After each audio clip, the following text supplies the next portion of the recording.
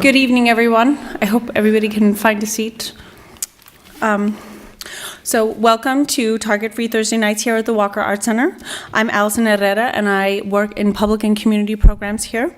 I want to first thank all of our esteemed panelists for joining us this evening for a discussion on documenting culture. It should be lively. I also wanted to invite you to some upcoming free events here at the Walker in April. The first one is April 16th at 7 p.m. It's one of our free verse events co-presented with Rain Taxi Review of Books. The topic of that evening is collaborative artist books. So join us for an evening of verse and image with 3 poets who have collaborated with visual artists on limited edition books. And that's in conjunction with an exhibition that's up on the 7th floor called Text Messages. So if you haven't seen that exhibit, you should go and check it out. It's a collection of artists' books from the Walkers collection, some rare books, and it's really great, so you should go and see it. And then on Sunday, April 19th at 2 p.m., we will host visual artist Mark Bradford, whose work was part of the recent Walker exhibition Brave New Worlds in 2007. Bradford transforms materials scavenged from the street into wall-size collages and installations which respond to impromptu networks, underground economies, migrant communities, or popular appropriation of abandoned public space that emerge within a city. So you should come to that too. Both of these events take place here at, in the Walker Cinema. Tonight's panel discussion was inspired by the exhibition Live Forever, Elizabeth Peyton, which is up in the newer part of the building in the Target Gallery. You should also go and check out that exhibition as well. It contains some very small jewel-like portraits of various rock stars and famous people, and they're very beautiful and wonderful. So you go check that out as well. Also, I wanted to remind you that we are recording this panel discussion, so there will be a Q&A after all of the presenters are done, and I would encourage you to use the microphones. So there will be some ushers up on both sides of the aisles, so when you raise your hand, wait for them to come over and hand the microphone off to you. So in the exhibition Live Forever, Peyton attempts to create an intimacy between the viewer and subject through delicate portraits depicting both friends and historical figures. This practice raises interesting questions about the relationship of the artist, subject, and viewer. In regards to Elizabeth Peyton's exhibition, what happens to this relationship when the subject on the walls are both the artist's friends and famous? Does it matter that a lot of these people are members of the artist's personal friends and personal entourage of friends, lovers, and colleagues? And finally, do we even care when the paintings are engaging in and of themselves? Here, hopefully to address some of these issues within their own work, are 4 artists, writers, and journalists active in the Twin Cities community. From groundbreaking live coverage of events at the Republican National Convention to snapping photos of the Twin Cities subcultures, these 4 provocateurs have raised the bar in their respective careers and have reflected the Twin Cities life to us back in its beautiful reality. So with that, I would like to welcome my first guest, Xavier Tavera. He is a Minnesota-based photographer who emigrated from Mexico City. He has earned a reputation as a talented and daring photographer in the Twin Cities by turning his lens on Mexican punk rockers, Lake Street cholos, extreme fighters, transvestites, clowns, and even everyday hardworking citizens to create a body of work that is both beautiful and arresting. Tavera founded the local arts collective Grupo Sop del Corazon and has taught at numerous organizations across the Twin Cities. He has earned the McKnight Fellowship for Photography as well as the Jerome Travel and Study Grant. His photographs have been featured both nationally and internationally. Please welcome Xavier Tavera.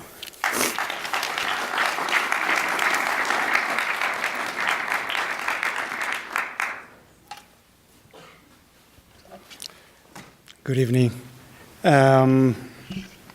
Thank you. First, I want to thank Allison and Scott for putting this together. This is a great opportunity for all of us, and also for the online discussion that you put is very interesting. I I'm going to talk a little bit about what I do and how I do it. But first, let me put things in context. We live in a very different world than our parents did.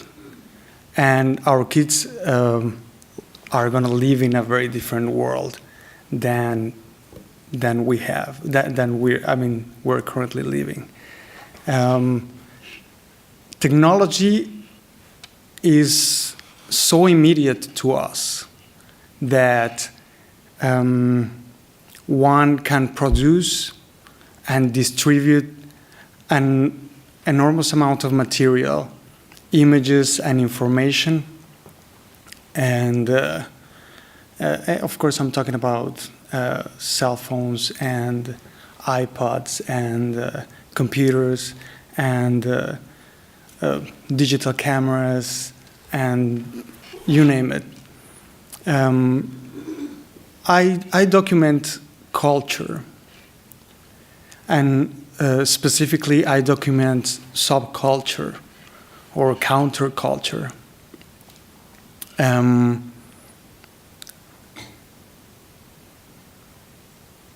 When I do this, I try to immerse myself in these worlds as much as I can, and with the intent to understand more about us, about how we live and what we do. I don't try to fully understand everything. The world has become way too complex for us to understand it in a full way.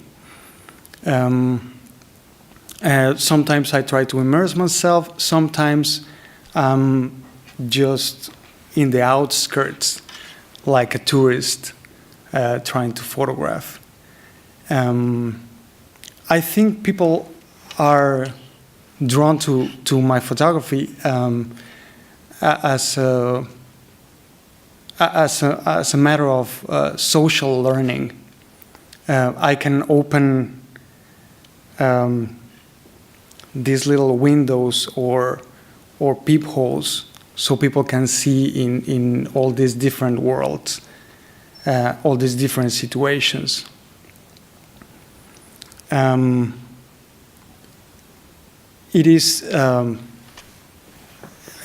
is like that how I work. I have chosen photography because first I can draw if my life depended on it. And also because photography is so immediate that people can relate immediately to an image of what they're looking at. I'll be very brief, and more questions are going to arise in the talk. But I think for a lot of us, it is imperative to document the events, the situations, the sorrows, the pains, and the joys of everyday life. Thank you.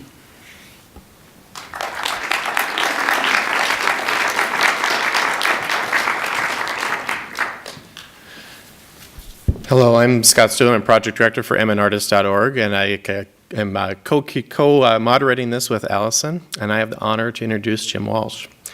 I can tell you, as a Minnesota native myself, I've read actually Jim's writing for quite some time, and it was an honor to actually meet him in person tonight as being a music fan myself. Jim Walsh is a Minneapolis native. He's been writing articles, stories, essays, columns, and songs for most of his life. For the Minnesota Daily, the St. Paul Pioneer Press, City Pages, Spin, Rolling Stone, The Village Voice, the LA Weekly, and various other publications. His essay, Baptism by Bruce, was included in the DiCapo Best Music Writing 2001 collection. In 2002-2003, he was the recipient of the John S. Knight Fellowship from Stanford University. He is the author of The Replacements, All Over But the Shouting, and Oral History, which is an excellent book I highly recommend as well. Not that you asked for that, but.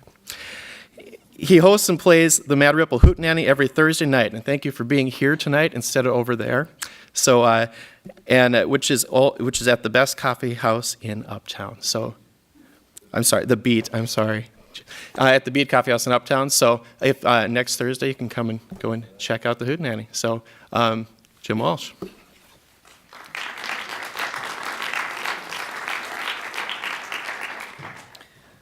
Thanks, Scott. That was nice. Does the Walker gift shop have the replacements book? Can we look into that? That'd be great. Thanks. Fascinating discussion. Much needed, I think. And like Scott said, it's true. Growing up here, growing up in Minneapolis, I've always felt it's a magical arts community, and just the people. There's something in the water. Everyone always says that it's so cold here. We have to make stuff, and then, during the winter, and I can't get enough of those kinds of stories. And writing the replacements book was a very fast, sort of passionate foray into that. I felt like it captured Minneapolis, and it captured that band. But more than anything, I think that what I'm most interested in, and what we're going to be talking about tonight, is be it at the Hootenanny or just a phone interview, or just I have this feeling that I think everyone is the same. I think that we come out of the gate the same, and we get nicked up, and we have different sorts of nurturing and nature, and all that is true. But at our core, I think we're all the same, which has taken me a long time to learn. And now that I know it, it puts me at great ease talking to artists, from my kids to, Bob Dylan, who I've never interviewed, but I have this idea that I want to interview Dylan, and I just want to sit there with him, in a couple of chairs here, and just be a couple guys on a plane, a couple strangers on a plane, and just shoot the shit for 3 hours, because it's the only way it would be interesting. Maybe not the only way. But the point is, I think that artists retain that core. I think they fend off more of the stimuli of, not all, but they fend off the stimuli of the modern world to bring kind of what's carnal or most human to their work. And so when I'm talking with one of them,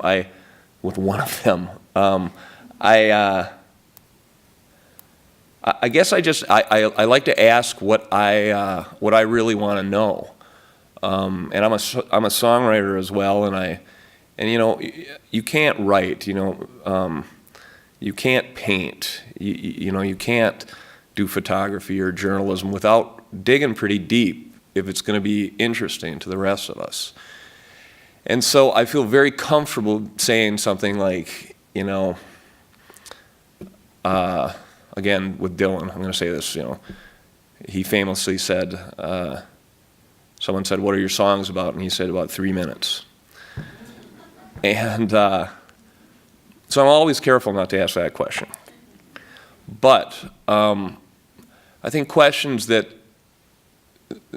really get to the human experience are always the most interesting, whether you're doing it for, whether you're at a dinner party or talking with a well-regarded artist, and that's kind of what I work from. I think that the human experience is pretty universal, and I like to delve into that and find commonalities and differences. So, see where that goes.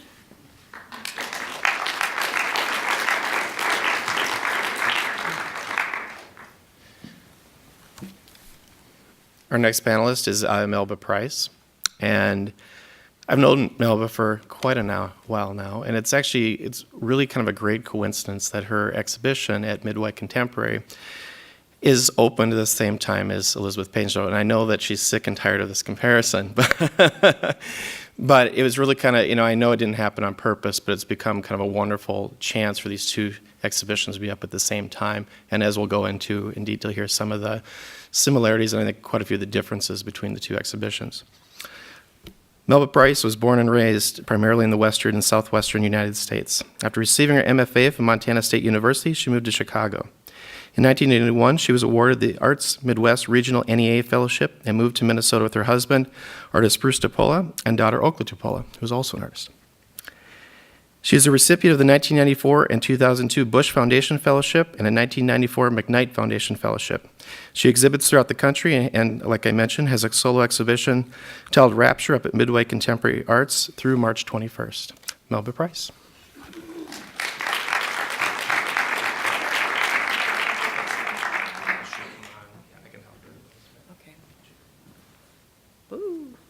Okay.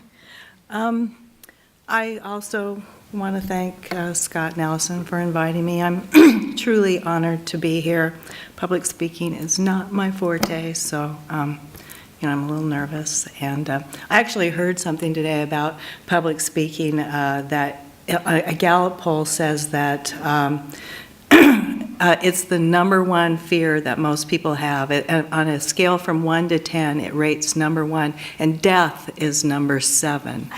So, you'd rather be in a coffin than stand up in front of people and talk, really is what it comes down to. But anyway, when I set out to do this group of paintings that are currently at the Midway right now, my intent was not to document culture, but it was more to teach myself how to paint a certain way, to kind of focus on painting and slow myself down so that I didn't necessarily spend a lot of time painting, but I spent a lot of time looking at the thing that I wanted to paint. I was kind of trying to hone my observational skills and use this certain material that I wanted to paint with. And so I was trying to be consistent in my subject matter in order to sort of narrow the possibilities so that I could learn something about painting.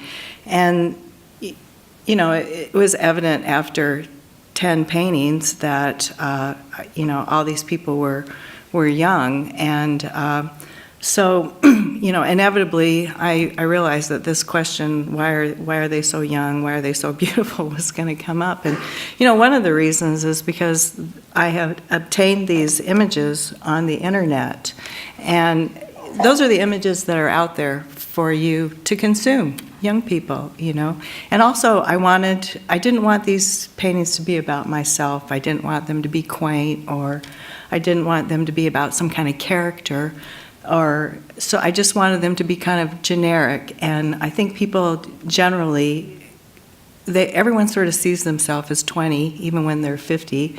They sort of, they walk in front of a mirror and they go, oh my God, who's that 50-year-old, So I think everybody can kind of relate to these in the same way. And so those were kind of the jumping points of doing these. But like I said, after I did about 10 of these, I had to really, I did have to sort of think about the questions of why I'm painting these. And, for me, the reasons are simple. I have a 22-year-old daughter, and my nieces and nephews are that age, and the people in my generation, this is how old our children are now. So this age group is definitely in my consciousness. And I think I feel great empathy, and that is pretty much what these are about. These are kind of like they're sort of like a big hug, I guess, And that's pretty much all I have to say about these, in terms of why. Whether I choose to continue painting this age group is, yet to be determined, but I've been working with painting the figure and faces for a pretty long time now. I'd say about 20 years I've been painting people and faces, and like Jim mentioned, I can't seem to get away from the kind of humanity. And, I saw a Peyton book in Borders bookstore. It was like 30,000 years of art was this book. And in 30,000 years of art, I'd say up to the last 100 years, people have been using their own image to portray their ideas and feelings. And so I'm just one of those artists that can't seem to get away from that. Okay, that's it.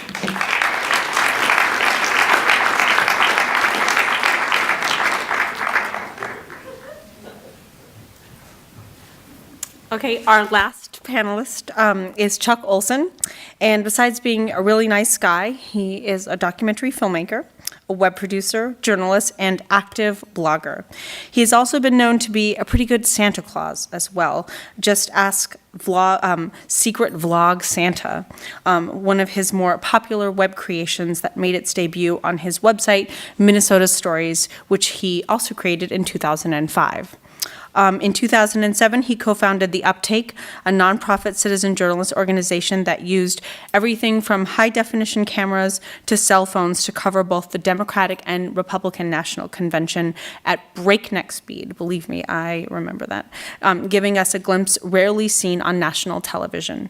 He has spent the last 4 months covering the bedlam that is the Minnesota Senate recount. Please welcome Chuck Olsen.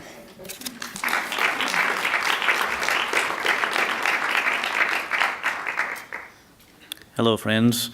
I want to thank you guys, too, because I'm such huge fans of all my fellow panelists. I have to say that we walked into the Midway Gallery, I think, on your opening, Melba, and I didn't know it was you, and we were blown away, and it was just so cool. And like, hey, that's you. You made those. Javier was talking about documenting subcultures, and I've been documenting a culture for the last year. They're kind of, you may have crossed paths with them without even knowing it. Now they're even kind of oppressed. They're called Republicans. That was my joke. Oh, someone's trying to call me, sorry. Go away. And it's actually, I have traveled around Minnesota and even down south talking to a lot of social conservatives. And what I've tried to do in Minnesota Stories and The Uptake is try to talk to people whose stories aren't normally told.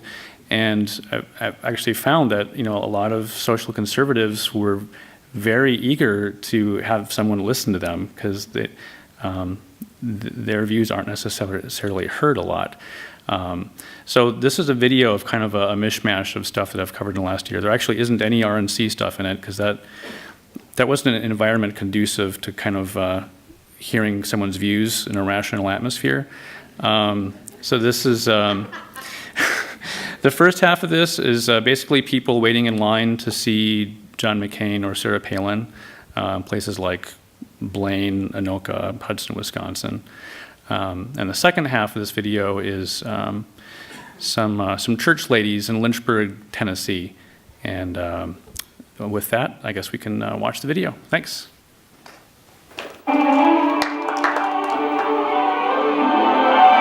Waiting for McCain. A short video by The Uptake. These group of businesswomen in Hudson, Wisconsin are waiting to see Senator John McCain. He's running for president. Just what are they looking for? I'm leaning toward John McCain, but I'm not sure right now. So. He seems to have good values and morals. That's what I like. He seems to be a straight shooter. What do you think of Obama? He scares me to death, to be honest. Probably the affiliation with the church and a lot of the racial comments. I think if anybody that was not African American and made the similar comments about African Americans, I think they would be stoned. And here, it's okay for him to be affiliated with that kind of stuff. And then some of the people he's affiliated with and their affiliations with terrorism and stuff, that really bothers me. So, yeah. Telling us what kind of light bulbs we would need to put in our home irritates me. Telling me what kind of car vehicle to drive is something I'd like to leave up to our family decision. She's new, she's energetic, she's pure.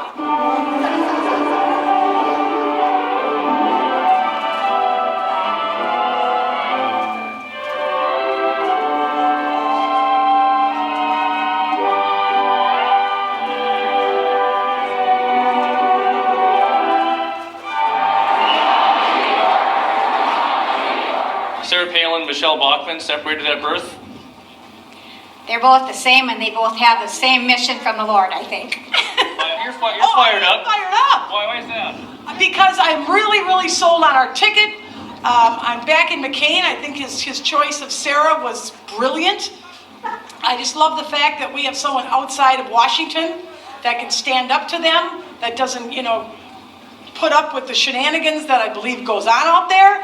And I just really believe that we can take America back with the values of our forefathers and what the Constitution says that we as Americans should live by. What do you guys think about Sarah Palin? I think she's great. I'm just so excited. She really represents me. Most of the liberal feminists have not represented me, and we are pro-life. She's a mom, that's important to her, but she's a woman that her country is important. Oh my gosh, I absolutely adore her. I love her. I think she's amazing. I really do. I think she's amazing. He did an amazing job picking his running mate, and I think America sees that. And the turnout from when he announced her till now has been unbelievable. And it's so exciting. She is an awesome woman. I'm so excited to have her on board. I think it's exciting, man. I think that we needed some real strong conservative credentials, somebody as tough as her, and reform. It's great. A revolutionary, a reformer, integrity, principles, the old American values. How excited were you before Palin was on the ticket for the McCain question mark ticket? Well, that's why I say it was a brilliant choice, because even though I knew that I would vote for him, because I'm a Republican, the minute I heard Sarah speak, I was so fired up. I was actually running around our family room saying, I can't believe this. It's a freshness. She's new. She's energetic. She's pure. I mean, she is not. She hasn't been tainted by DC, by the politicians. I just love it. And she is who she is. And I think that's really cool. Americans are tired of politics as usual and those who just run with the Washington herd. And that is why we need to take the maverick of the Senate and put him in the White House. The economy? Yes. Obviously not doing well this week. No, it's not doing well. Who's responsible? The greedy people. They relaxed the regulations and allowed them to do it. They should have never been allowed. Democrats allowed it. Have you been listening to Rush Limbaugh and Hannity and O'Reilly, all of them? Well, I needed something that could condense an entire campaign into one phrase, and I think this one does it. I think the Obama Waffles shirt kind of uses a lot of his own words against him. Consistent on one side and artful on the other. Not the meal you thought you knew. It is completely artificially flavored. It is fortified with 80 kilograms of BS. And in the box, you'll find 8 waffles and counting. What 2 words would you use to describe John McCain? I would say honest, and I would say loving. An American patriot. American hero. Brave soldier. Straightforward. Let's see. Old. Maverick. Good man. 3 words, Commander-in-Chief. Obama would never be my Commander-in-Chief. I flew in the Air Force. Republican man.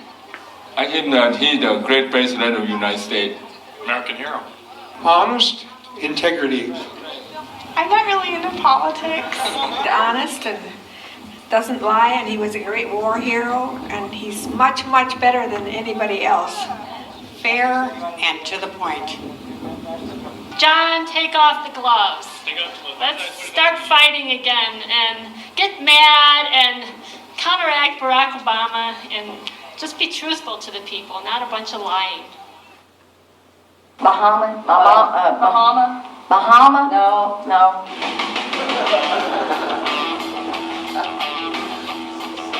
I'm Virginia Glisson, and we're at Canaanland Ministries in Lynchburg, Tennessee. I choose to vote for Mike Huckabee because of what he stands for. And we need a leader that will stand behind his words and that he is led by God in his decisions. I don't want a man that's going to use the Koran to be sworn in as president and not the Bible. I'm Pastor Karen Sanders of Canaanland Ministries, Lynchburg, Tennessee. I'm voting for Mike Huckabee because I think he's the better of all. I know that he stands for the Bible, and that's where America's got to get back to. We were based on the Bible and on God, and now we're turning our backs. And the Bible says that if my people that are called by my name will humble themselves and pray, that he will hear us. And it's time for us to get back to prayer and turning our lives back over to God and standing for what's right instead of saying one thing and doing another. And I don't want anybody sworn in the Koran. I don't want a woman that would support her husband with the things that he done in office, and then if she'll support him, no telling what she'll do when she gets in there. So I'm going to vote for Mike Huckabee, and I think God will bless. I'm trusting God. I know that if we'll just stand and do what God intends for us to do, that everything's going to be all right. Bahama? Bahama? Bahama? No. Obama. Obama, yeah. Obama. He made the comment that he asked if he got president, could he be sworn in on the Koran and not the Bible? Now, this country was founded on the Bible, and every president before has used it. So why should we let somebody else come in and use their faith to be sworn in, not our faith? We're letting people come in and build Buddhas and Hindus, and this is not the way it was created. This country was created for God, around God, for God. And as long as we get back to that, he will bless this country and not put his wrath on us. So that's what I stand for. And it's time to come back. So where did you get this information that Barack Obama wanted to be sworn in on the Koran? From one of our church members that's keeping up with what his comments are. And, he wouldn't even do the Pledge of Allegiance. He refused. There's a picture of him. He won't do the pledge. So, he's not going to worship our flag. Not worship, but he's not going to honor the flag. Display that trust. That's our symbol, not his. That's like saying, devil, come on in and take over our country. Yeah. The thing is, we need God in our governments, because the thing is that they pulled God out, and like she was saying, in God we trust on our money, and we need to trust in God, because everybody's pulling away from God, but they don't know what's going to fall on them, and they need to have faith in God and get it back in. No, I really think we're at the end times, and what's going to happen is going to happen whether we're there or not. I truly believe that if our president was grounded in the Word like he said he was, that we wouldn't be in the shape that we're in now. But everything has got to fall in place, and God's hand is in it. I believe his hand is in it. We're praying for our troops. I really wish every one of them was home. They need to bring. That's our boys, and there's no point. There's never been peace in the Middle East. There's not going to be. They speak of peace, but it's not going to happen. If you'll read your Bible and you know the Word, it's not going to happen until Jesus comes back, and then there will be peace. President Bush would say and hold up to what he would say, we would not be in what we were now, because he says he's such a big Christian and he believes in the Bible, but yet he's not doing what he needs to be doing. What should he be doing? He should be following the Word. God lead him. He's not letting God lead him. He needs to be where he needs to be with God, and he's not. I'm thankful that President Bush has stood for Israel, because Israel is God's chosen people. Oh, yes. And no one goes against Israel, because the wrath of God will take care of them. And I'm thankful that he has stood for Israel. And if he had not have been there and done this, maybe someone else would have come in and done it the opposite and went in against Israel, and that would never work. And when that happens, if anybody decides that they want to go and take Israel or go against Israel, that's when the end time will be. People talk about end time. That's when it will cease, because God will not allow that. They are his chosen people. Yes, that's and right. people all over the world had better wake up and realize that. These nice ladies here are fixing me a little bit of lunch, so I got really lucky stopping by here today.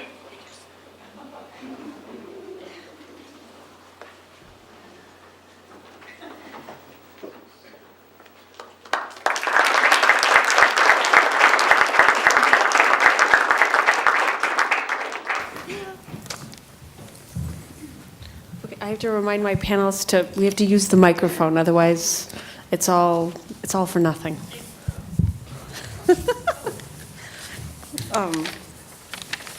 I guess. I'd like to take back what I said about everyone being the same. Okay. Wait. Use your microphone. Use your microphone when you say that, Jim. So why aren't people all the same then? Because those people are insane.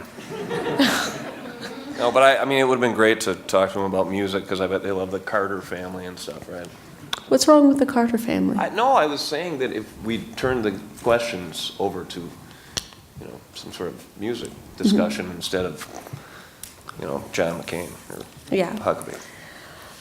So Chuck, can you talk a little bit about that, the experience of making that little 10-minute piece, and I guess that's going to be expanded, yes, into a longer piece?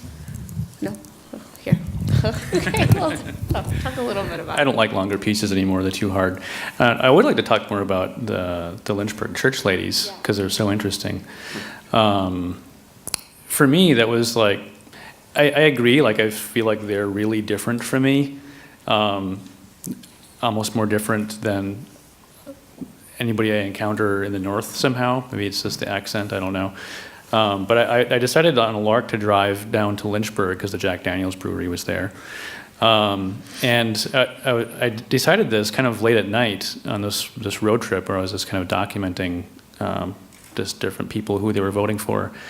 And I remember driving down this long, dark road into the forest, in the middle of Tennessee. And then I passed 3 huge crosses lit up on the side of the road. And I was like, dun, dun, dun. I just felt really creeped out, like going into this town. And there was also like this scary shack behind the 3 large lit up crosses. The next day, and Lynchburg is actually a really lovely, charming town. And when I left the next day in the daylight, I drove by this place again. I saw the crosses. I'm like, I gotta turn around and see what is up with this church shack. It was a pole barn that they had converted into a church. So I turned around and I pulled into the parking lot, just dirt basically. And I was sitting in my car, like trying to think, like, what am I going to say? And then the kind of the oldest lady in the video that was talking about Israel, she like came out and she had this pile of plates of food. She's like, hey, what are you doing? What, come on in. I'm like, okay. And I said, I'm driving around. I work for a citizen journalism organization. I'm just talking to people about who they're voting for and why, and would love to talk to you guys. I'm like, sure. And this is why this has been kind of a weird experience for me. He says that they are so different than me, and they believe such wrong things, and they're also like, hands down, like probably some of the nicest people I've ever met. I feel that they're good people, They served me up with some food, and were as nice as can be, and just believe all this crazy stuff. So I after interviewing them, I left and I had this food, and I drove a little ways, and I just pulled over, and I was just sort of like, man, my mind is blown. I don't know what to think about this experience. So that's the story. I mean, obviously, when you went in to interview them, the people in Lynchburg, and then also the people that were attending the McCain-Palin rally in Lakeville, you have to have some preconceived notions about who these people are and the answers that they're gonna give you. And I wanted to ask both you and Jim, who are journalists and critics, so it's not necessarily necessary to become part of a culture to have deeper access to documenting a scene, or to writing about or videotaping a scene, or making doing something on the Uptake or doing a Minnesota Stories. Does your involvement influence your objectivity in your work? So I guess, Jim, do you want to answer that first, and then I'll turn it over to you, Chuck. Sure.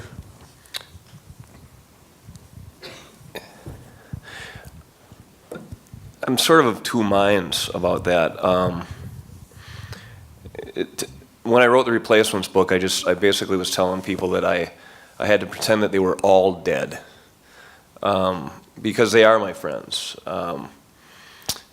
And it was an oral history, and I knew there were things in there that were, if not outright lies, because that's the kind of band they were, or myths that, and uncomfortable things to read. I just knew that, this is the story. It is an oral history, and it's very much like the band, I think, in that I threw a lot of ideas. It is a narrative, but there's a lot of ideas in that book about music, about art, about this city, and about that band.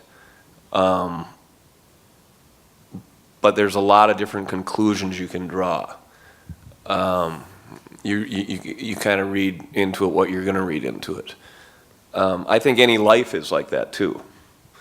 They're gray areas. The other thing is too, and I was just thinking about this the other day because I read a column for the Southwest Journal, and I wrote about a friend of mine, Brianna Lane, who's a great songwriter, and she and I play together, and you're right, I am in that culture, and I returned to songwriting and making music about 5 years ago, and I've been thinking about that, and why did I do that? And it was just curiosity. I mean, it was burning in me to do it again, but also I wanted to know more in a real sense what it was like to do that again. And it's terrifying and wonderful and all that stuff. I'm kind of writing about it right now. But I was reminded of, my editor said to me when I wrote this column about Brianna Lane, just basically this gushing column, my editor said to me, great, I was wondering when you were going to write about her. Now, when I worked at St. Paul Pioneer Press, and another friend of mine, Ike Riley, started to come to town from Chicago, and he was amazing. He was making amazing records, and, I wrote about him nonstop. And the editor of the paper said, don't write about your friends. So I think it's a good, I think an editor like that, I think it's a good question to always have. What constitutes friends? Why are you doing it? I think if you ask those questions of yourself and you can answer them, because you love music and you really truly believe that other people would get something out of this, the same thing you do, then I think you're all right. It's not hard news. It's not like I'm, writing about Norm Coleman going, go Normie, or anything like that. Javier, can you talk a little bit about the people that you take photographs and your photographs of and your involvement with that particular scene? Because you said in your presentation that you document subculture. Can you just explain a little bit what does that mean to you, and talk a little bit about the subjects that you take photos of, and in particular the people that were in your presentation? Mm-hmm. Well, subcultures are these small pockets of individuals that have a common language, common codes, of course the way they dress, the way they act, and well, going back to the initial question, I do try to get involved as much as I can in what I'm photographing. It's very different. It's a very different approach because sometimes I only have a couple seconds to interact with people, and sometimes, to take a photo, it takes the process to get to the final thing is tedious and is very long. But I'm not always welcome with my camera everywhere. I received a small grant last year, and I went to a hotel that I photographed before from the outside in University Avenue, and so I thought this is a great opportunity to go there and see what's inside. It's a 3-story building, and it's kind of run down. So I went into the office to talk to the manager to see if I can photograph inside, to get really involved with that community. And I didn't find anybody at the office. I find a little note that said, we're not in, but you can find us in the basement.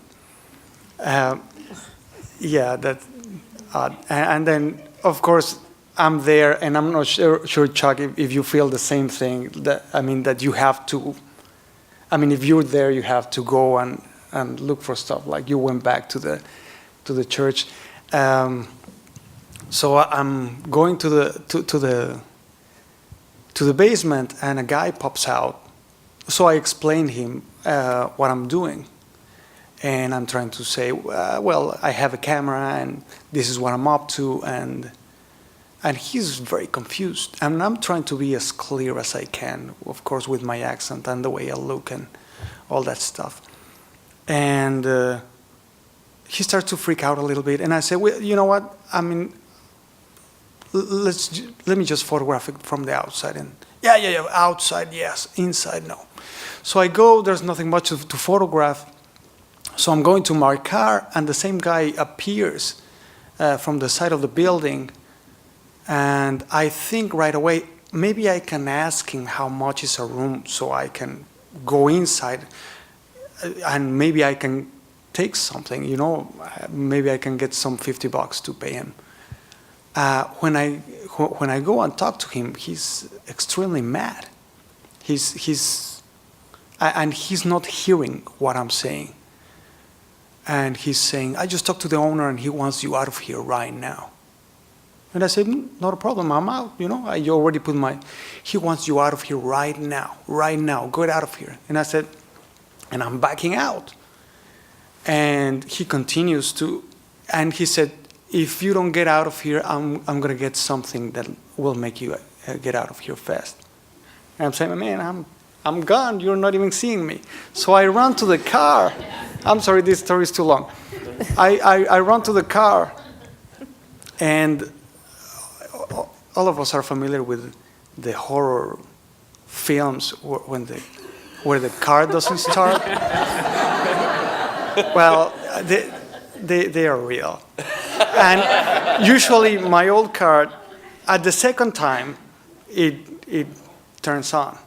But it's the third one, and it doesn't turn on, and it's like, okay. And I'm starting to talk to my car. I don't know, like, okay, we can get out of here, come on. 2, 3, 5 times, and the thing doesn't turn on. And the guy pops out again from the building, and this time he has an aluminum baseball bat. And I'm thinking, this is not good. Finally, the thing turns on, and I say, okay, I'm going to do this slowly, because this guy is all worked up. And if I do something fast, he might do something. So I'm backing out, and I pull down my window, and I say, I'm leaving, as you can see, there's no need for that. And as he's approaching the car, I'm looking at him, and I'm thinking, this is an amazing photo. This guy is all red, and he's pissed off, and his aluminum bat is shining. And anyway, I'm trying to get out of the parking lot, and he said, if you keep moving, nothing is going to happen to you. And I'm saying, okay. And he taps the baseball bat in my door, and I can feel my blood just racing up. And I look at my rearview mirror, and he's there, and I put my brake. And don't get me wrong, all of us have this animal instinct. And I look at him, and he said, I can only just put reverse and change my foot, and he's gone. That's it. Of course, my rational thing is bigger than that, so I just put it in driving. And I drove out, and as soon as I was far away, my window was already down, and I flipped him. So my point of all of this is sometimes I'm welcome, and sometimes I can be invisible in certain situations. And sometimes there's that that chance of confrontation that can happen. So probably it happens to you, Chuck, too, also being out there. I almost got beat up by the Ku Klux Klan once. That was a fine time. What was your involvement with the KKK? The Klan and the skinheads were on the rise on the east side of St. Paul, and I got it in my head that I was going to go do a story, and there was a march, and it was at City Pages, and Dan Corrigan, the photographer, and I went and covered it, and they cornered us, and it was not looking good, but we got away. And I did a Repo Man story once where we almost, me and this Repo Man at about 4 in the morning almost got, eaten by a huge German Shepherd that did not want us to take the car. So, but both instances, it all turned out okay. We got stories, and photos. What were the response to those stories? I mean, and you went in there with, I'm sure, like with you, Chuck, you went in there to write the story, and you had some ideas about what the people were going to say, or the kinds of photographs that were going to be taken, and given that, how did you go about writing the story, and then what was the reaction to it? Both pieces really favorable. And that was the opening piece for the Ku Klux Klan story. It was like, we literally were backed up against my car, by a group of about 20. And it was very interesting too, because I had my tape recorder going, and these kids were going. It was all ages, just a bunch of hardcore Nazis. And the tape recorder was going, and these guys were yelling everything into it that you can imagine. And one of them clicked my tape recorder off, and I was kind of like, this is it, man, we're gonna buy it. And Corrigan, the photographer, saw it, and he was like, dude baby. And he went and he turned it back on. So yeah, the reaction to both stories were very favorable. I loved writing them, because once you get over the fear of death, by German Shepherd or something, you want to tell people about it. You want to say, and another time, I was thinking about this, about your story about Terry Gideson, who's a great photographer in town. She and I were working on a story. City Pages used to do this.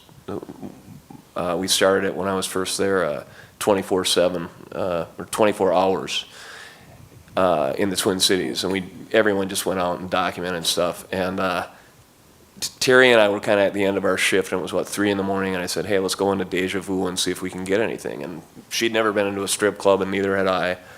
And we go in, and I said, just tuck your camera in your jacket right here. And you go in there, and it's like really brightly lit, and there's naked women everywhere. And Terry and I are sitting there, and she just goes like this. She goes, takes pictures of these strippers. And one of them saw us from the stage, or the catwalk or whatever, and she was looking right at Terry, and I just grabbed her leather jacket, and I went, let's go. We were out of there, and we got the picture, and it was great, and God, we got a lot of, so you write about something that really happens, in your town at 3 in the morning, and the letters pour in, killing the messenger, basically going, this is garbage, da, da, da. I was like, well, no, it was a little scene from, the Twin Cities after dark. So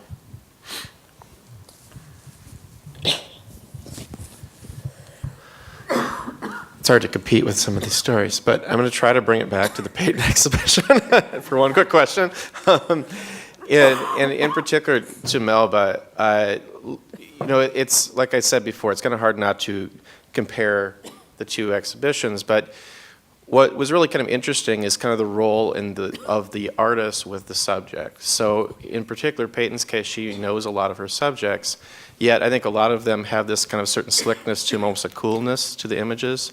Whereas going into your exhibition, you're picking these anonymous subjects, but they have this kind of warmth to them. I think they have this whole kind of different presence.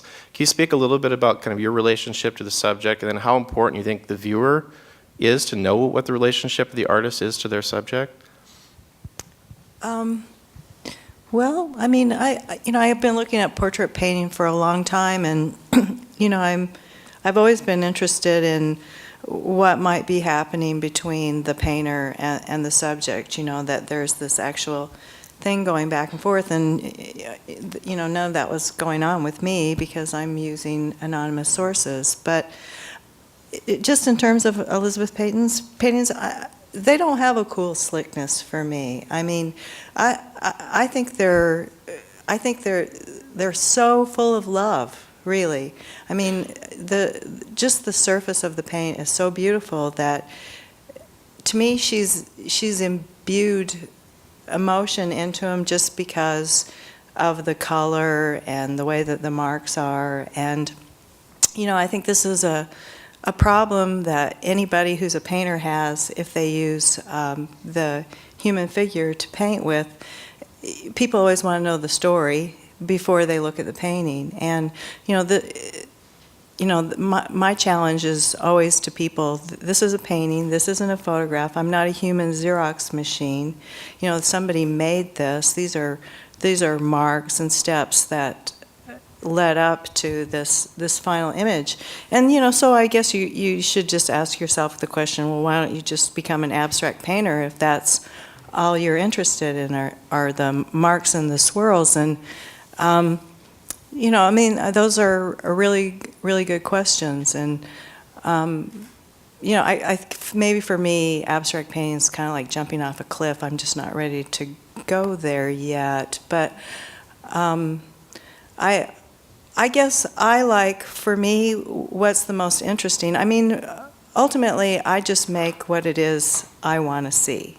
I mean, and not that I expect everyone to participate in my masturbation, my activity that I just kind of do at home. You guys have these great, brave stories. You're out there really facing the element. I'm starting to feel like Emily Dickinson over here and never leave my garret. But, I think any one artist, the only thing that they have to bring to the table is just that one thing that they do. And so I just assume that just the sheer act of making gives something a kind of resonance that it wouldn't have otherwise. And so I don't know, am I answering your question? I'm just kind of rambling on here. Why did you call your show Rapture? Well, when I started, I had like 50 of these portraits, and when I started looking through them, there were so many poses that were sort of in this kind of Glarney sort of just looking to the sky with this hopeful want. And I realized so many of the images that I had chosen to paint were like that. And so, I think it was just really intuitive for me. It was just that just seemed to be sort of the perfect title for that particular group of work, And so that's kind of the way I chose it. And also because, one thing I think about, like Scott mentioned, I was raised in the American Southwest, primarily Utah. And so the Mormon religion is a really prevalent part of my early life. Although I was not a Mormon, I was pretty much raised around Mormons all the time. And so, the kind of art that you get to see in Utah is almost always religious paintings. There aren't very many museums, and, there's all these people that do these religious paintings, and a lot of paintings about the pioneers moving out west. And so I really think that's just had a profound effect on me, I pretty much like anything that's named Rapture. No, but I looked at, I loved I haven't seen what I saw on your website today, all of it, and I love the idea of being in a museum, like going to see the Peyton stuff today, and all your guys' stuff up there. There is an element of awe and wonder and rapture to taking in portraits of other people, I think especially. That's all I have to say. I would like to say something. Hello. Yeah, just when we saw your show without knowing that you didn't know these people. I mean, we totally like walked in randomly, and yeah, they do seem kind of elevated and have a glow and warmth to them. And I thought, wow, what interesting people they are. And they all, like, a lot of them remind me of someone that I know, and they're all this imbued with so much personality, you know. And that's what's kind of just neat about difference between video and painting. You know, with video, you see them, you hear what they sound like, you're hearing what they're saying, and like looking at a portrait, I'm sort of bringing, you know, some of my own imagination to it and my own, just people that I know and things like that. I just wanted to make that observation. Well, because we were going to talk about intimacy or something, and I sort of felt like you had an intimacy with your subjects, and and I think you kind of did, but it wasn't actually, you know, physical. I don't know if you want to. Well, I've said this many times to people who've asked me questions about it, is that I don't know them, but I recognize them. And, you know, I mean, I painted 50 portraits, but really I painted 75 portraits because, you know, if it didn't work out, then I painted it out. And usually it didn't work out for me because you spend this time kind of staring at this face. When it didn't work out for me was when there was something I just really couldn't understand about the subject, even though I was trying to approach it in this really cool way where it was going to be kind of all technical and all just about observation and all just about the way that the paint pooled. Really, what it came down to is if I could not figure out, if I couldn't get a glimmer of recognition in the subject that I was painting, I had a hard time completing the portrait. So there's something there. There has to be something there for me that I see in that person. But, you know, just in that idea that one of the questions that you had was about whether or not, you know, since the word we're using is documenting, whether or not this is a historical reference. And, you know, these things aren't any more a historical reference than spitting gum out on the sidewalk for me. I mean, you know, I kind of think, you know, I think anytime anybody makes any art, it's a historical reference. And so, you know, I'm not trying to say something about this generation. I think, for me, I'm trying to say something about everybody, you know, because that's really what I'm the most interested in, is what everybody's thinking and feeling. And you know, I think sometimes I think that they're a little bit about mortality, and that just a new batch comes every year. So everyone's the same, I guess. Yeah. Well, it's sort of on my mind too, because there's I don't know if you've seen Mary Gibney's show at One-on-One Bicycle Studio, but she painted mug shots from the 20s to the 60s, anonymous mug shots, and it very much dovetails with, you know, Rapture in the painting exhibit, because it's like these people are long gone. They're anonymous. You don't know their backstories. You don't know why they were arrested for the most part, and they're looking at you and they're in the room with you. It's in that, you know, what is that? Is that a historical document? Who would have thunk, you know, that, you know, 50 years later, this I think of this one woman. She looks like Etta James, kind of, and her name is Hophead. The name of the painting is Hophead, and she just got busted, you know, for drugs or something in 1930 or something, and there she is on a gallery wall in Minneapolis. It's trippy. You know, I mean, the other thing for me too is like, you know, I mean, like I can't stress this enough. I mean, they're paintings, and I want them to be looked at as paintings. And so, you know, when I go, you know, to a portrait gallery, or I go to the Met and look at Rembrandt and Vermeer, I mean, I'm not looking at those people and wondering about them. I'm just looking at how amazing they look, how beautifully painted they are.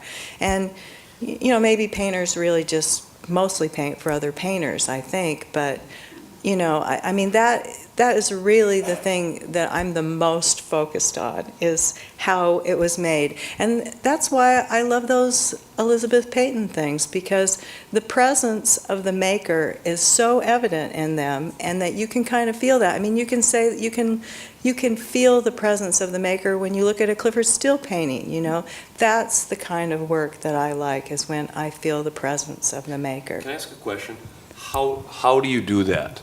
I mean, when you mentioned that earlier, I know how it's done through music, through writing, et cetera, and I certainly know when I'm looking at something. But that I sense the presence of the artist, of the painter.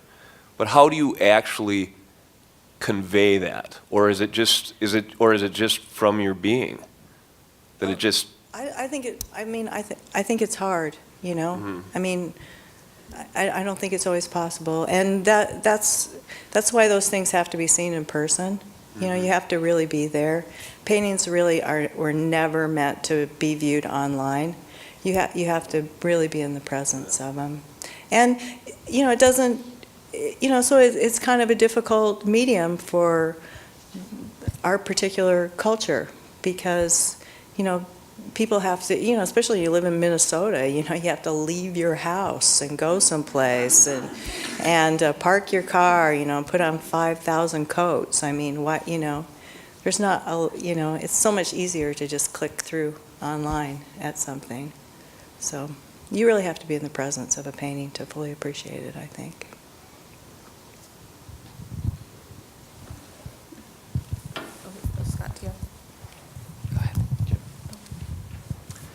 Well, I think we're talking about the medium, which I think is kind of interesting. And, you know, painting has a certain permanence to it, like choosing to paint is this, and I think even photography has that too. But painting historically has that. But I'm kind of interested for Chuck, when you're using a medium now that's so new in video, that it seems kind of a little bit more ephemeral in a way. And it's moved so quickly. I mean, a lot of the coverage that you were doing was on Twitter or on these other kind of mediums that are there and gone. Do you want to speak a little bit about that? Do you view it as something that you're having this longer historical record, or is it something that is just that immediate and it's on to the next thing? You have to feed the beast. The beast never sleeps. Yeah, it kind of sucks, because especially during the election year, we're kind of on a self-imposed news cycle of just trying to get stuff out as fast as possible. And people eat it, and then they're hungry for the next thing. And it's like, but wait, I think there was something to that. That's why it's nice to have something like this, or like I really feel I haven't even taken the time to reflect on like what the hell happened last year, even with just the RNC, let alone like all of these interesting people I talked to. I don't think I've quite like absorbed whatever the lessons are, what the greater meaning of it is. So I feel like I probably will. I said I wasn't going to do anything long form anymore, but I do feel like I want to revisit it at some point and kind of like piece together maybe like a personal narrative or something, like just here's what I experienced, and try to figure out if there's any kind of greater meaning to be gleaned from it. But then there's always the Google. So like, you know, you put something out there and like, oh, like suddenly people have rediscovered something. You know, there's certain videos that I've done, actually, like Trampled by Turtles. I happened to record them at the Minnesota Music Awards a few years back, and that video still gets like a lot of traffic. I'm like, well, that's cool. It's still, it keeps on giving in some cases. So. Jim, you and I were just talking about Twitter out in the lobby before our panel, and you were just saying that people who don't use it feel like they're old. Like if you don't use it, then you're never, like you're not gonna. You're not interesting anymore, or you don't have anything to say. So can you? God, well, we were Good Lord. particularly talking about the Joe. Everyone's mad at me now. The Joe Suture Right. incident No, that happened earlier. I'm And working Chuck, on. you were I'm also- cooking up a column about the word square. Sort of this idea that, in so many ways, there are ways to feel square, And I would just suggest that, I mean, I'm going to kind of, look at the root of the word and stuff, but I would suggest that, Joe Soucheray yesterday wrote what is probably going to go down as I don't know if there's an equivalent what would the equivalent be historically about saying, the internet or television is a fad or something? He wrote a column yesterday basically saying that all this Twitter and whatnot is ridiculous, and so Allison and I were talking. I would just suggest 30 years ago, if this technology had been available, he would have embraced it. He would have checked it out. He would have gone, okay, that I can use that for this and this, and it's functional. It is what. And the fact is, he or people who do feel square, it's a half-baked column right now. I promise it'll be better than this. That's my wife laughing at me, because she hears about all my ideas first. No, I think that's what the root of that column came from, and I think that people, there's so many versions of square now. But I do think that you got to watch it, because your mind will narrow as you get older, and to dismiss things out of hand by going, that's a fad or a trend, or I have that instinct in me too. I didn't join Facebook for a long time because I said I draw the line there. There are many books I want to read. There's lots of things I'd rather do. And it's wonderful. It's, it is what it is. So, I swear to God, you guys will be better than that. I swear. I hope. Just an interesting thing with Facebook, how you can document things. I knew today that Chuck was working on his video for tonight that we were waiting for, and I also knew that Jim was on his computer so we could email him too. Yeah. So that's a little creepy. It's totally creepy, but I really love it. Just kind of coming back to something we talked about a little bit before, but Javier, do you have trouble kind of getting into some of the cultures that you're documenting? I mean, how long does it take for that? And then how do you choose these different subcultures that you're going to document? Well, it's pretty much day by day thing. I don't say I'm gonna tag that subculture and I'm gonna make something out of it. Sometimes when I don't have anything, I made up my own. Right now I'm working in a series about the circus, but the circus that only exists up here in my head is completely fictitious. And if I don't have that, I'm gonna draw from that. But it depends on the person. I mean, sometimes it's a couple seconds that I have a chance to go on and interact with people and explain them what I'm up to and then photograph them. Other times they're my friends and I have known them for quite a while, and all of a sudden they fit into what I'm doing, so I incorporate all this. So that's pretty much it. But I wanted to comment about you were saying the immediacy of the video and the permanence of painting. With photography, it has come to a point that is also very ethereal. It's so immediate to all of us. I mean, I can call a raise of hands to whom has a camera in their phone right now, and it is as important. A teenage kid shooting his photo with his girlfriend, it has as much value as one of my photos that I have taken a lot of time with this and that camera and the strobes and the lighting and all that stuff. It has a very similar value, and some of or most of the photos that are taken today are not even intended to be on paper. They're never going to reach that stage. So I mean, it's nowhere. So. Can you talk about the Mexican punk rock scene a little bit? I just wanted, like, did you get to know any of those people at all? Or did you just get let into a party, or what happened? The Mexican punk scene here? Is that what that was? No. This is completely different. This is I have to give credit. There's a band called Faggot, and they're amazing, and there are, I think, 3 or 4, and they carry 20 people, and they do this crazy stuff, and they take out their clothes, and it's pretty crazy. But the Mexican punk scene is very different. It behaves differently than the UK punk scene or the American punk scene. They are really forced to live like that. It's not a choice, and they themselves do that difference with the American punkers, that they are punks of the weekend.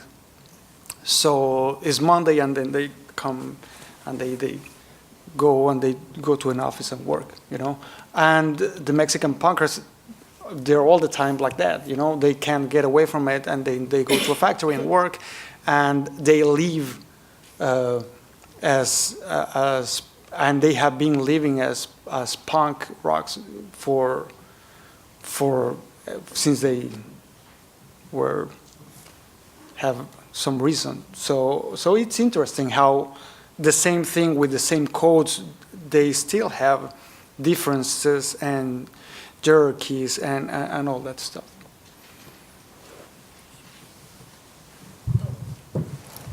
Well, I was just going to say, let's take some questions from the audience. So, okay, let's see. Up there at the top on my right. You were talking about taking a picture of this nude club, and I thought years ago when I went to school, you were supposed to get a release from someone that you took a regular photograph of, and that always stopped me from taking pictures that were very interesting, because I didn't want to humiliate, let's say, a poor person on the street, and then I always worried in the back of my mind, I probably need their signature, but obviously when you went into that church or the nude club, you didn't seem to need their okay. When I photograph, I always try to be present. By that, people know that I'm there. The cameras that I use, I have to be very close to the people to be photographed. So that's one side. They know, because I'm at this distance to photograph them. They know, and they can say something to me for me not to photograph them. But the ethics in all this is very big. For photographers, the rule is if it's public, it's for everyone to take. If I sneak and take somebody naked in their home, it's going to be completely different, and I need some kind of release. But if it's a public event, it's up for takes, and I can get away with a lot of things. Personally, I really tried anywhere I go to make sure that people know that what I'm up to, being very honest. And not all the time I get a release. But that's what I have to gamble with. Either take it, and sometimes people are very accessible, and of course I can get away with a lot of stuff.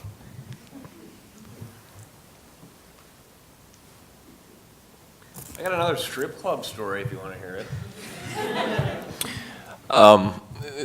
It just reminds me that a couple years ago, I did a story. I was sitting with the Hams Bear, the guy that dresses up in the Hams Bear costume, at Grumpy's Northeast, and we're sitting there. We're having a Hams at Grumpy's. He takes his head off, and we're talking. I'm doing an interview with him, and he goes, "I can go anywhere with this on and create an instant party." And I'm like, "No way! I want to see it." He goes, "Okay, let's go across the street." And there's a strip club called the Double D in Northeast, and so we go over there, and and sure enough, the Hams Bear has been in this club once before, but it's like walking in with Jesus. The Hams Bear is here. Everyone's excited, and I have my digital camera, and I'm going, I am taking pictures of this. And there are hardcore, like, Northeast strip club owner people around me, and there's signs everywhere. Absolutely no photos. And I just go, but I'm with the Hams Bear. So I got a lot of really amazing photos from that night. So sometimes you just ask and you hope. But normally, I don't think they're going to let you do that.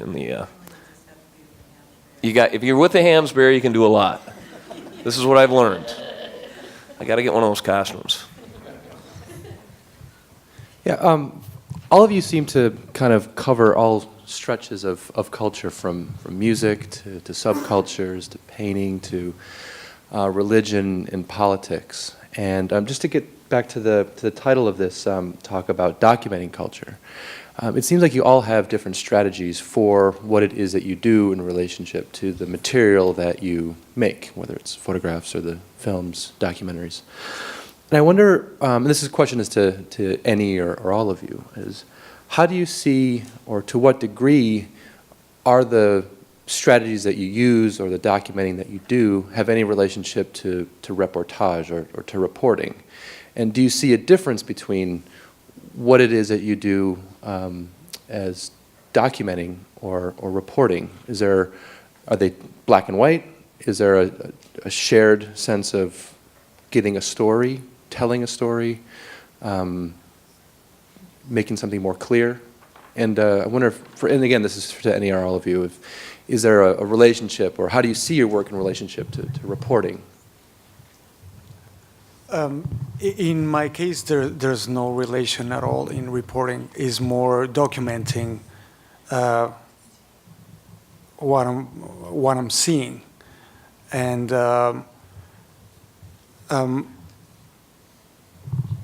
it comes.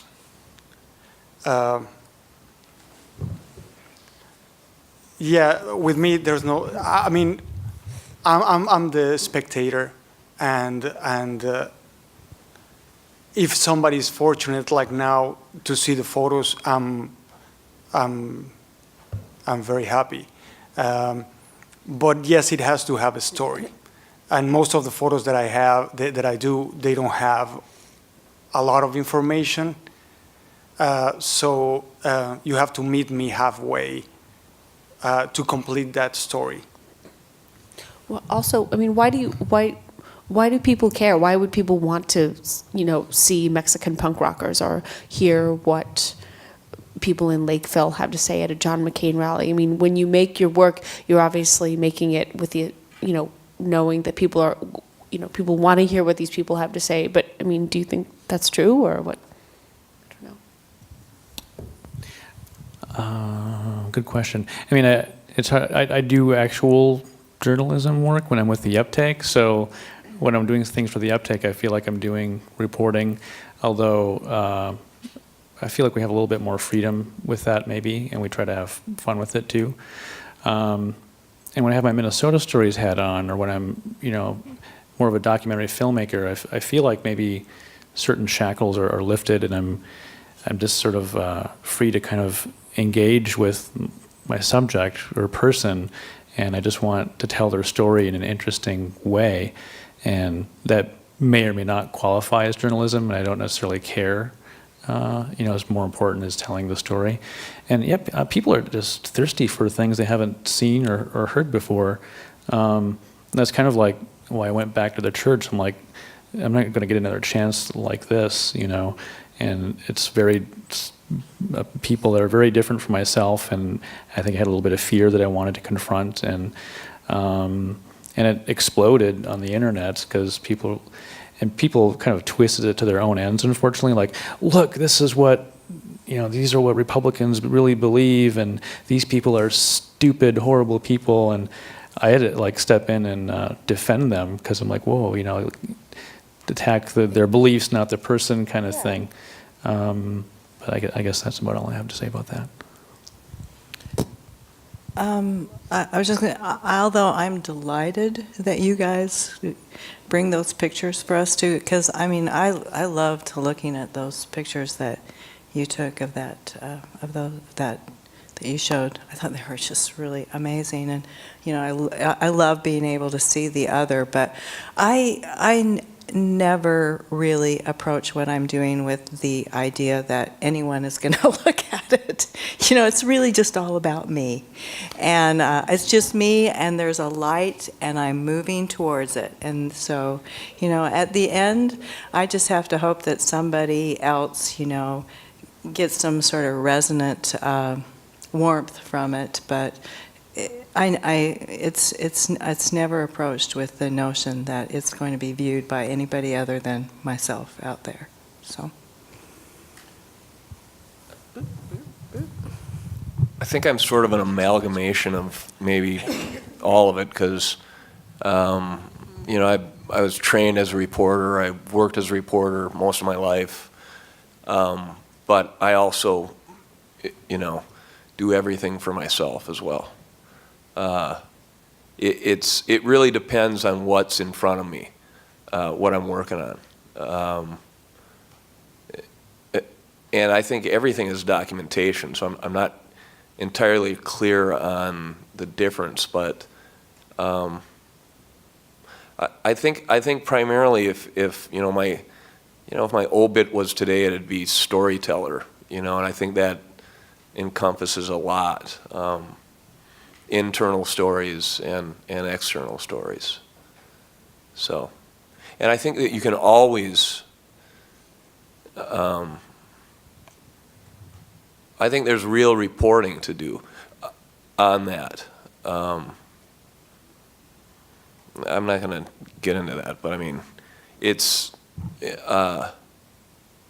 you can really, I spoke at a class once at MCAT, and they wanted me to talk about journalism, and I talked about internal reporting when you're listening or viewing art or whatever. And I think that's as real a premise as anything that's taught in the J schools, which my old profs would kill me on that one. No, they won't actually. No, I don't think they would.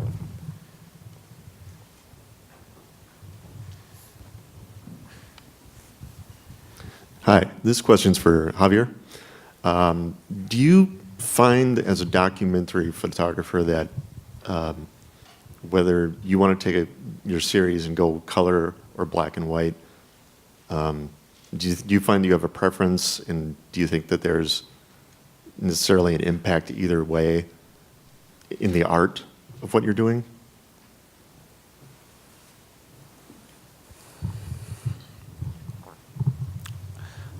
Not necessarily. 90% of what I do is color, and I started to photographing. I used to photograph only in black and white exclusively, and it has to do with it's timeless.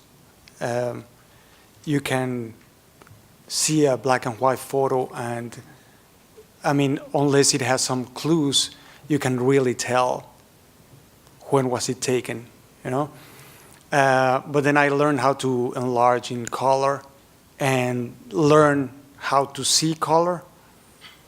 And I have chosen to do most of the work in color. But that's personal preference. Just recently, I took a portrait, and a friend of mine made a print, a photogravure in black and white, and I was blown away. I'm not sure if I'm answering anything or making it more vague, but yes, some situations call for color, some situations don't, and life is color, so.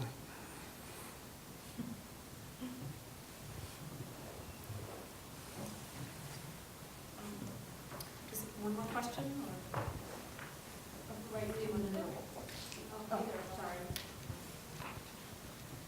Me? Yeah, we've been having a discussion, several painters on Facebook the last several weeks, and one of the things we keep coming back to is this notion, especially in terms of the Elizabeth Peyton exhibit. I'm not sure if it relates to Xavier's or Melba's work so much, but it's the notion of this kind of false status via proximity in our celebrity culture, and it seems to happen on 3 or 4, perhaps even multiple levels. And one is the individual, and the second would be perhaps the gallery or the institution, and then the third or larger one would be in the larger areas of the social fabric. And for instance, with Elizabeth Peyton, her work being close to perhaps knowing Rear Crit, getting married to him on kind of a hokey wedding, divorcing, and then being connected via Gavin Brown then. On the more of a gallery level, it would then be the connection with Gavin Brown, and then on to possibly further connections within the art world that way. And then of course the institutional level is perhaps that the Walker is socially connected with the new museum by having status of a curator such as Laura Hopman having write the essay, and their close proximity to, quote, a very high standing contemporary museum. So I'd just like perhaps anybody could hit on that one. I think it's an interesting question, because I think all of that goes into how, I mean, just me as a viewer of art, Peyton, or I wonder how it got in front of me.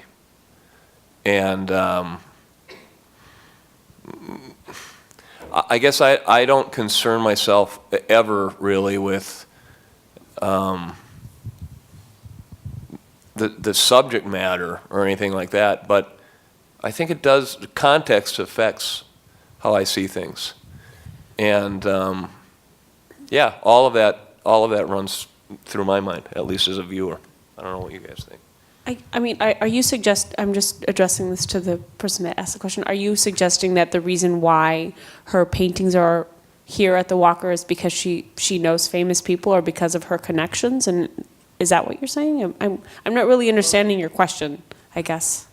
It was more of a statement, but you also raised that question at the start of the lecture tonight in the introduction, was the connection to the celebrity status and perhaps knowing people. And that's how our discussion started on Facebook, was this notion of proximity to perhaps a particular segment of the population that many of us would not be close to. And she has that access that many of us do not have. But yeah. And I'm not making a judgment whether it's right or wrong, because I'm also a painter. I've done a lot of the same things in terms of portraiture, but not, I don't have that status of proximity that she has. You could say that. I mean, anybody that's been involved in the art world for the, last 50 or 100 years knows that it's a circle jerk. I mean, that's the way people get their work done, I mean, that it does have, weight. I mean, and it's not just Elizabeth Peyton, it's any work, I mean, being at the right place at the right time has a lot to do with it, and going to the right parties, making sure you know the right people. I mean, those things play into the way a lot of work gets to be seen. There's so much work out there, though, I think. I mean, and just because somebody has made the right connections, or, they hang out with celebrities, it doesn't mean that their work is bad, though. I mean, I think that's something to be addressed in regards to that.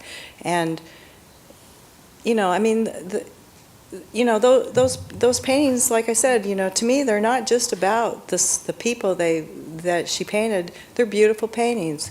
The strokes are beautiful. There's an economy that's going on there. They're really smart. They're nice, good, smart paintings. The other thing is too, you know, I love Oasis. I love, you know, punk rock, and I think that comes through in just that she paints from that and just goes, I'm going to work on it. And so it's like, of course, I don't know, this discussion has been going on since, you know, sort of the beginning of time with Rodin and stuff, right? I mean, celebrities. And so I know a lot of my songwriter friends who, you know, God bless them, but they're convinced they're Nick Drake and they're going to go down as the next Nick Drake. But, you know, nobody's going to come find them in their bedroom. Betsy? Hi, I'm Betsy Carpenter, and I'm one of the visual arts curators at the Walker. And I just wanted to weigh in just a little bit because of your comment, which I think brings up the core issue for Peyton's work, which I think is largely misunderstood and has been really mischaracterized in the critical literature, that somehow she's a celebrity hound, like she's this rabid fan for these, you know, gorgeous young rockers like the Gallagher boys and et cetera. But the reality of the situation is that she does not know them, that she is, since the beginning of her career, you know, the day she walked out of SVA in Manhattan, she had been, you know, painting, drawing, and collecting the people who inspire her. She looks at, you know, the Gallagher brothers. She looks at Princess Elizabeth before she was Queen Elizabeth. She's looking at this obscure Prince Ludwig of Bavaria II. She's thinking about Walt Whitman. I mean, she's all over the map. And what all of these people have in common for her is that they have ignited this spark in their culture. As young people, they're not exemplary. She's not, you know, fawning over their lifestyle. She's looking at that contribution that they've made to her understanding of culture and what she appreciates. So I think it's really interesting what Melba was saying, that it's all about, Melba's all about Melba. Elizabeth is all about Elizabeth. And these are, you know, her people. That she's getting something out of what they've given the world. And then the other side of the coin is that there are the other individuals that you can see in the exhibition. You know, Gavin Brown's portrait isn't in the show, sadly. It was in the New Museum's presentation. But she knew Gavin before he was Gavin. You know what I mean? I mean, he was the desk jockey at the 303 Gallery in New York, and she knew Rickert before, you know, he did his curry dinner. I mean, these are the people that she fell in love with, and I think we're kind of embarrassed to use the words love and beauty in the contemporary art world, but I think one of the contributions that Peyton has made is that she's made that okay. You know, that beauty and love and visual pleasure and, you know, having a crush on Walt Whitman George O'Keeffe. and George O'Keeffe is okay. I was just going to say before you said that you know, the age-old writer adage is write about what you love, or write about what you love, write about what you know. And I think that can go for any of us.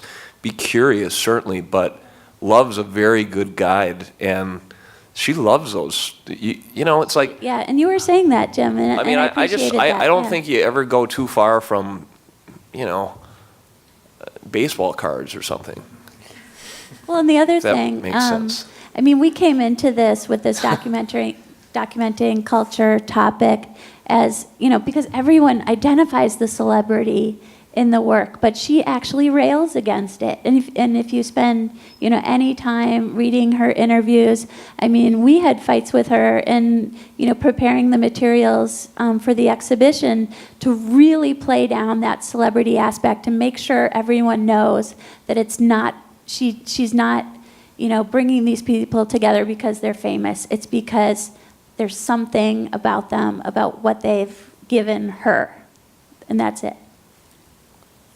Sound like she's painting Nancy Grace or something, right? Great. I have so much to add, Scott. Do you want to? No, no. I think we have time for, I'm sorry, we have time for one more question. Yeah, in the middle.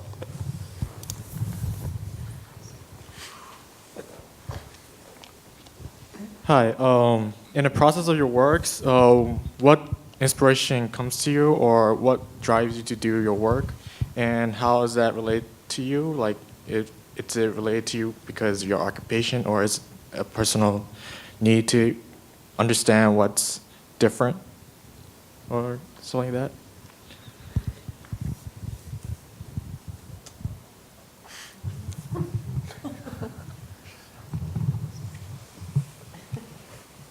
I read somewhere that, okay, my one-word answer is desire. And that then morphs into curiosity. But I read somewhere once that when you're born, you get spanked, you take that first breath, that's God's kiss, and you spend the rest of your life trying to replicate that. And I think that's kind of a good description of desire for anyone who is curious, who is desirous of experience. You know, I know I'm going to be curious until I drop. So I'm always interested in,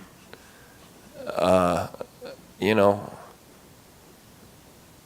a new or old idea, I guess, or way of being.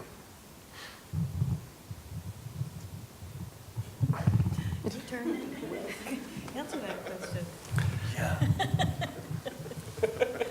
Well, is obsessive curiosity. If I don't photograph for some time, a couple days or a week, I physically start to feel strange, and I have a need to do it, and my wife will tell you about it, that she can stand me and kicks me out of the house to photograph something, and if I can't because it's too cold, I find stuff around the house and I photograph it, and it's too complex. I can't really express it, but I have a need, like an addict, you know, to go at it and to take the pictures and then to have the results. And about 90% of what I photograph, nobody sees, unfortunately. But I have this need of keep producing. I'm not sure if I answered half of part of the question. Your turn. Ditto. No, I think pretty much what Javier and Jim said. I mean, it's about desire, and I haven't found a better way to spend my time, really. Well, actually, sometimes vacuuming is more fun than making art, but you know, it's just about some desire to make what you want to see, I think. I have an answer that's more profound than all of those combined. My God. I can't, it's too much. No, I don't have an answer for that. I think the only thing I want to say is that, last week I made Mark Wheat stare at a buffalo skull for 2 minutes straight in complete silence. Why was that so gratifying? I don't know, but it was. And I was actually inspired by the Warhol screen tests that we saw Dean and Britta play here at the Walker, and I loved the screen tests. And like, even, you know, that's an old idea, but to me it feels so fresh. So I'm like, hey Mark, do you want to? I'm just going to turn the camera on, and I want to walk away, and just leave you to do whatever you're going to do. And he's like, I'm going to stare at this skull. And it turns out he's afraid of cows. Who knew he was afraid of cows? So that was all just very interesting to me. And I just wanted to say, Jim, that the highlight of the RNC for me was the hoot. Like, I'd been the Parkway. It was yeah, and I filmed some of it too. We did some like a little bit of live video, and I think it ties into what we're saying. Like, to me, it just felt natural. Like I was having a miserable week, you know, being chased and whatever, and that was to be just gathered there, and there was so much love, and to getting like kind of getting out my camera and like doing a live stream. Like, to me, it's just kind of native. It's just like it's how I'm interacting with that, you know, like kind of want to capture it and re-experience it again, or let other people experience it. Is this kind of how I interact with the world, I guess? The end. Thank you for coming. Thanks.